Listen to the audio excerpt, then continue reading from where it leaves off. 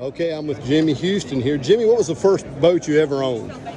But when I was a kid, when I was just a teenager, I had a 14-foot aluminum boat. I believe it was a Texas-made, and I had a 20-horsepower Mercury on it. I actually put slats in the bottom of it where it was flat because it was a V-bottom boat.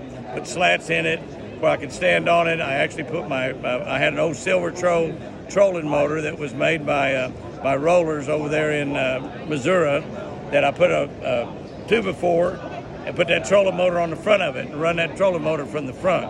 I took a 12-volt trolling motor, hooked it up to 24 volts. I'd burn an armature out every year, but that was the first bass boat I had. When I got to be 16, I bought a Texas-made aluminum ski boat. So at 16 years old, I had a bass boat and a ski boat. Not like what we have today. All right. If you could only throw one lure on one piece of cover, what would the lure be and what would the cover be? Well, I love spinner baits. I'd rather see a fish bite a spinner bait than I would see it bite a topwater.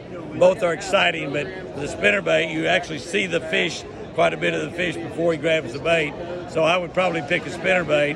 There's a myriad amount of cover you could catch them on, but maybe one of the premier ones is a laying down log.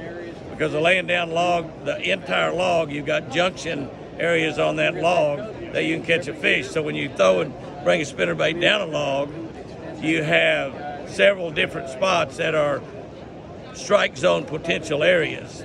And one would be where every limb where it comes in joins a tree. That's a junction area. And then another limb where the log is laying off the bank, where the log joins the bank.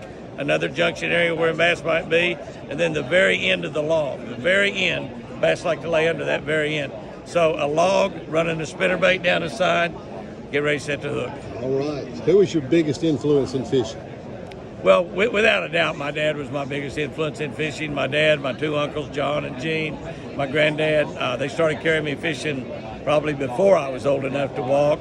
I don't remember the first fish I caught. I don't remember the first bass I caught because I was just too little. And but they had a tremendous influence on me. My dad was a bass fisherman, which he also fished for catfish. He ran trot lines, fished for crappie, white bass, everything else too.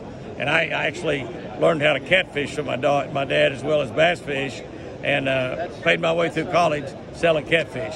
Crazy, isn't it? Wow. I sold them for 50 cents a pound on the hoof, $1 a pound dressed. Thank you, Jimmy.